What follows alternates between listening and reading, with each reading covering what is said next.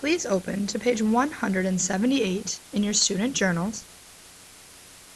Today we're going to start working on lesson 6.3. We're going to start exploring exponential functions. We spent the last few lessons working on properties of exponents. Now we're going to start working on functions that incorporate exponents. First of all, to start off, how would we identify an exponential function? An exponential function will have a variable for the exponent.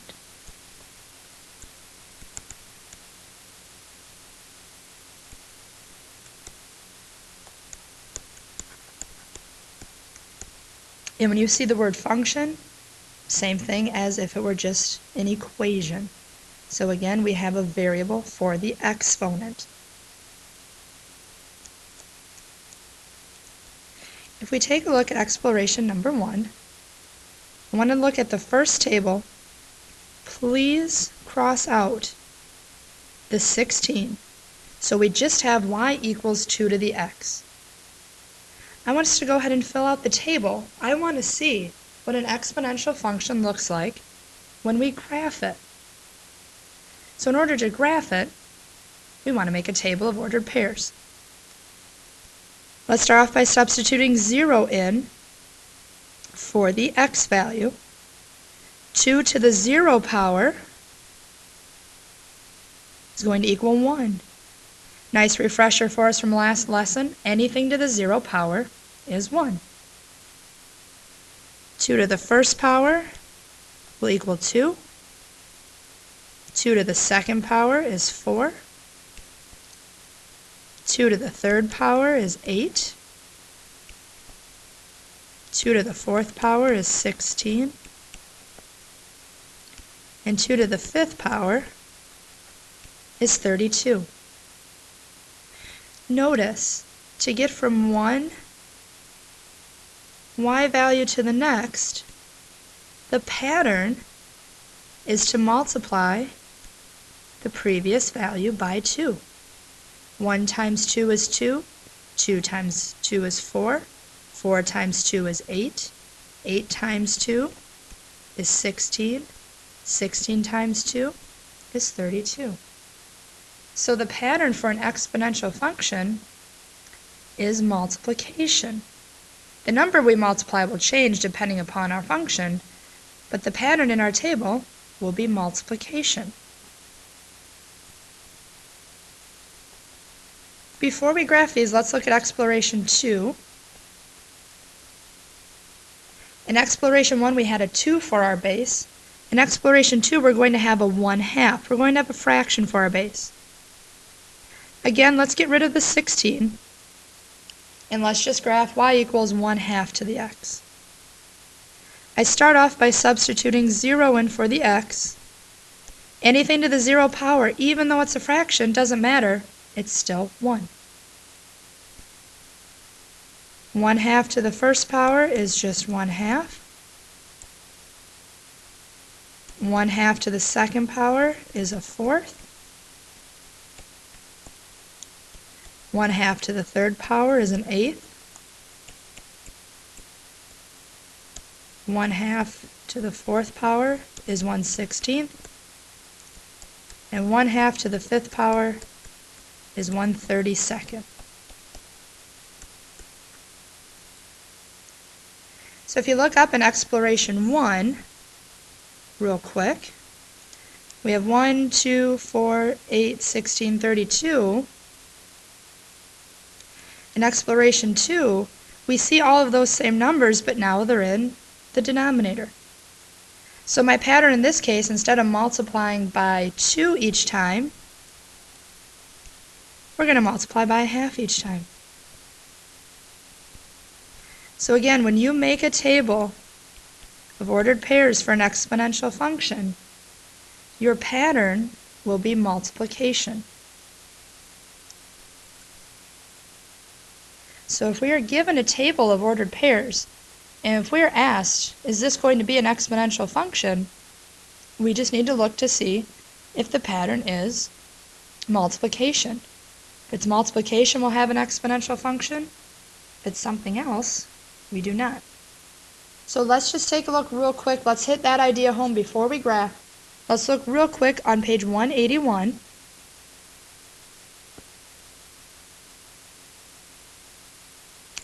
At examples 1 and 2. Wants to know if the table represents a linear or exponential function. We look at our y values. And we want to find our pattern.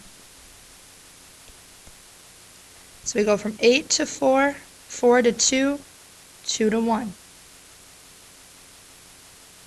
If you look, you're thinking, Miss Scarlett, well, 8 divided by 2 is 4, 4 divided by 2 is 2, 2 divided by 2 is 1. So the pattern's division, so we don't have multiplication. Well, we have to stop and think that dividing by 2 is really the same as multiplying by 1/2. So our pattern in number 1 is multiplication. Since the pattern is multiplication, then we do have an exponential function. If we look at number 2, again, we're looking at the y values. I don't know of anything I can multiply or divide 3 by to get 7. That's going to be kind of messy. What about 3 minus 4? Let's see if that works. 3 minus 4 is 7. 7 minus 4 is plus 4. 3 plus 4 is 7. 7 plus 4 is 11. 11 plus 4 is 15. So our pattern is addition. So that means we have a linear function. In linear functions, we have not really talked about those this year, but if your pattern is adding or subtracting with your y values, you will have a linear function instead of an exponential.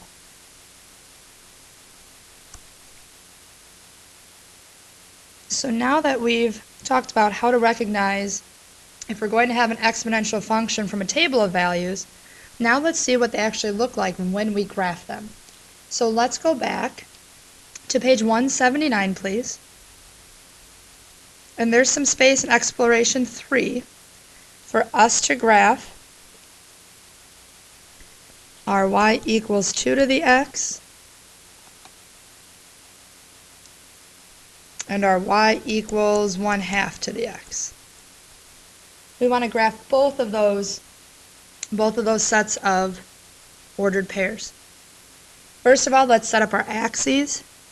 Just so we have space, I'm going to put my x-axis way at the bottom of the graph. I'm going to put my y-axis right in the middle. Now the table of values I'm going to graph for this first one are on page 178, exploration number 1, and I'm just going to graph the values that fit. So when x was 0, our y value was 1. When x was 1, our y value was 2. When x was 2, y was 4. And when x was 3, y was 8.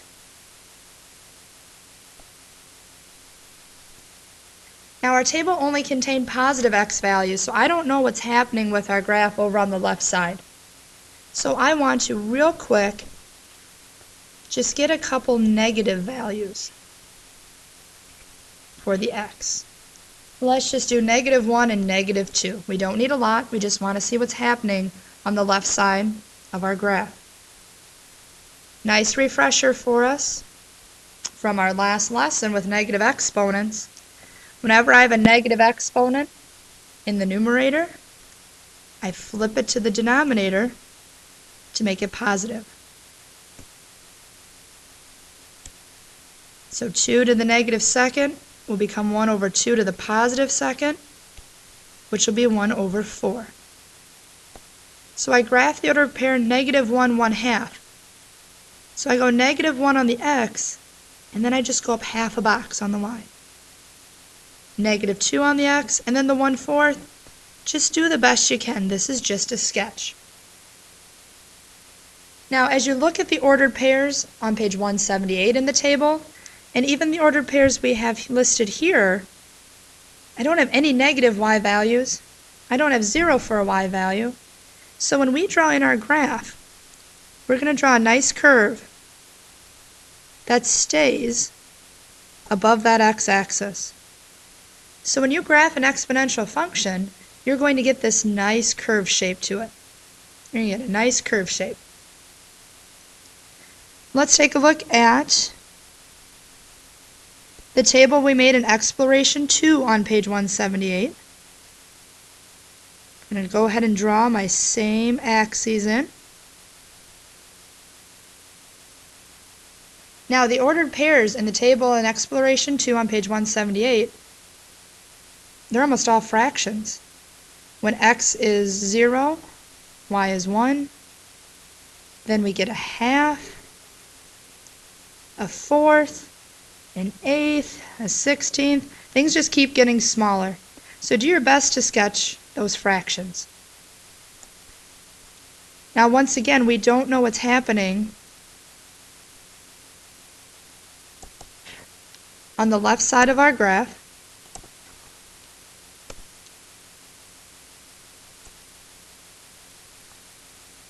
So let's put in just a couple negative x values.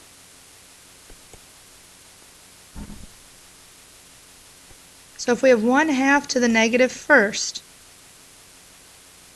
that's going to end up where we have to flip it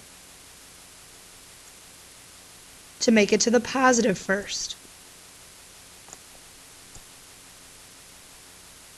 So 1/2 to the negative second, we flip it,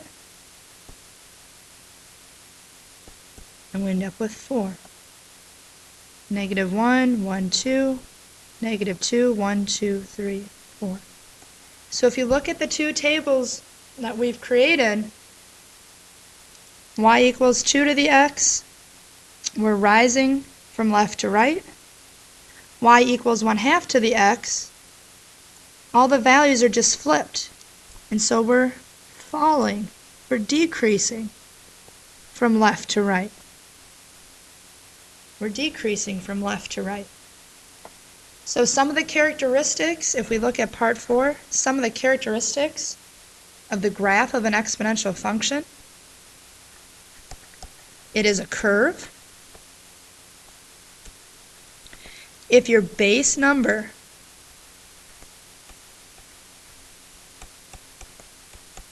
is bigger than 1,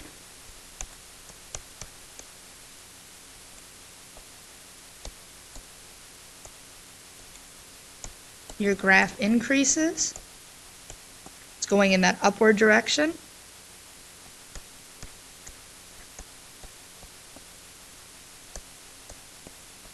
If your base number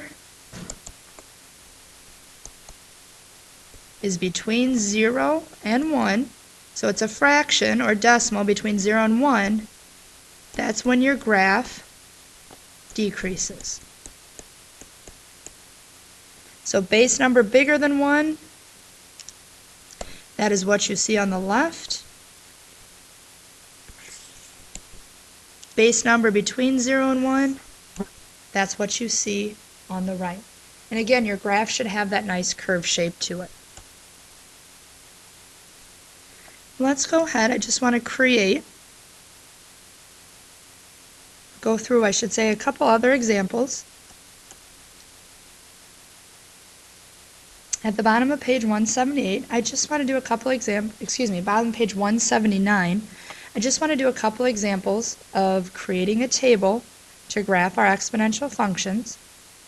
I do need us to change the equation. I want to do letter A.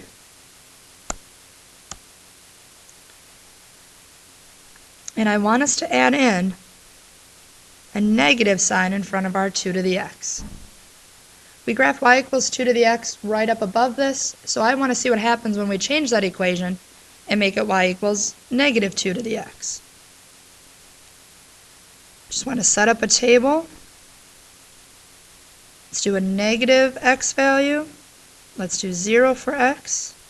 Let's do positive 1. Let's just see what our graph looks like. Now when we substitute in,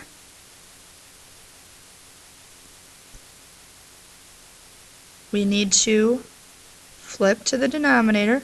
But remember, when you flip to the denominator, that base number still stays negative. Just the exponent gets to change its sign. So we end up with 1 over negative 2. When we put 0 in, 2 to the 0 is 1. And we still have the negative sign out front. Negative 2 to the first is just negative 2. So let's go ahead. We have some negative y values in this case, so I'm going to put my x-axis at the top this time of my graph. When x is negative 1, y is negative 1/2. When x is 0, y is negative 1. When x is 1, y is negative 2. So what we end up with, if we look up at the graph at the top,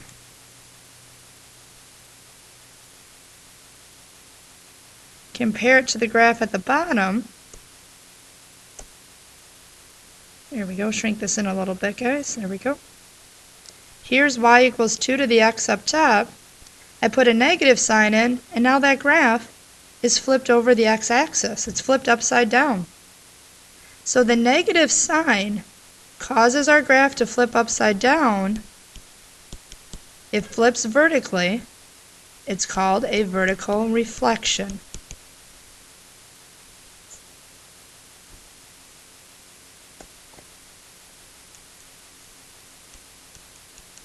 If we look at letter D, I want to change this equation, cross out what you see in letter D, and I want to do y equals 3 times 2 to the x. I want to do 3 times 2 to the x.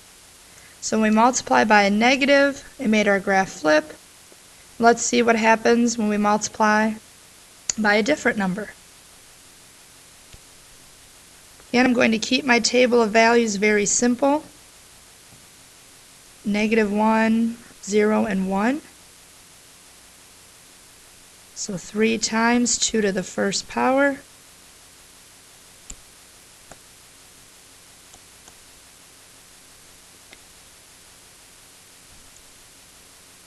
So I have 3 times 2 to the negative first. We've got to flip that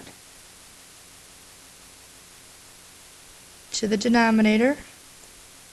So 3 times 1/2 will be 3 over 2, or 1.5.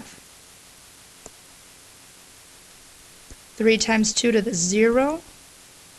2 to the 0 is 1, so 3 times 1 is 3. 3 times 2 to the first. 2 to the first is 2, so 3 times 2 is 6. Let's create our graph. We have all positive y values. When x is negative 1, y was 1.5, so up 1.5 boxes. When x was 0, y was 3. Then when x was 1, y was 6.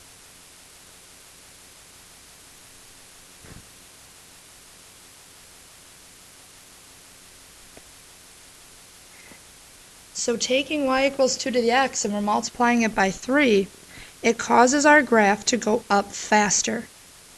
When it causes our graph to go up faster, we say it causes a vertical stretch. So multiplying by a negative number, we get a vertical reflection. Multiplying by a number bigger than 1, we get a vertical stretch. So now the last thing I want to do, our last option for today, we're going to multiply by a number that is smaller than 1, and we'll see what happens. So let's get some more space. Let's go to letter C. Let's cross out letter C, and let's write y equals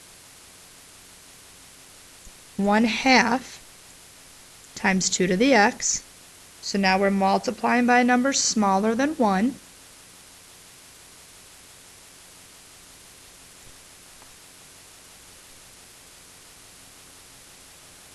And what I would like you to try for this one, I know the last few we've written out a lot of the computation. I'd like you to try for this one, and if you need to borrow a calculator, you can. I want you to try just entering those things into your calculator. So substituting -1 for the x. So let me show you what I mean. I'll show you on mine.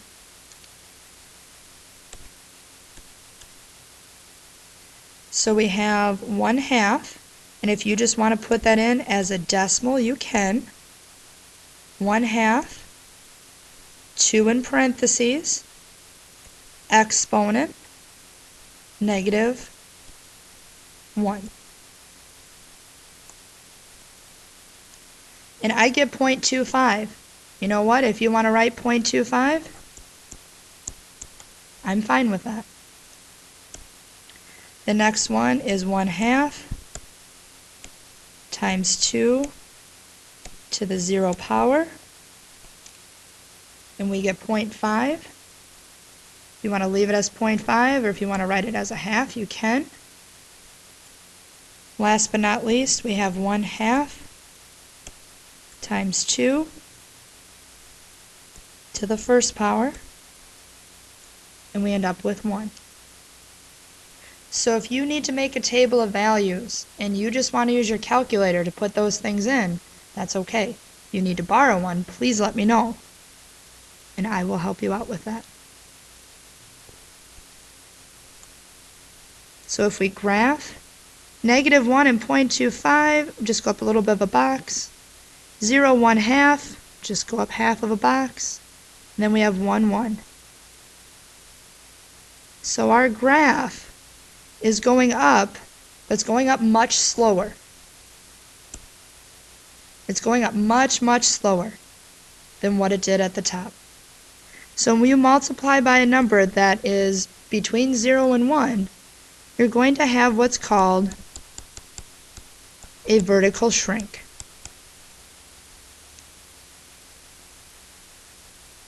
So when you are graphing your exponential functions today, the 3 transformations that you need to concern yourself with are the vertical reflection, that's when we multiply by a negative, a vertical stretch, it's when we multiply by a number bigger than 1, and a vertical shrink, that's when we multiply by a number between 0 and 1. At this time, I'd like you to go ahead and try out your progress check. Use all your notes on your progress check. When you go to graph, please make a table of values. Using x as -1, 0, and 1 like I did in these 3 examples is totally fine. Having the calculator do the computation work for you, I am fine with that. If you need help figuring out how to enter things correctly into your calculator, please let me know, and I'll be more than happy to help you with that.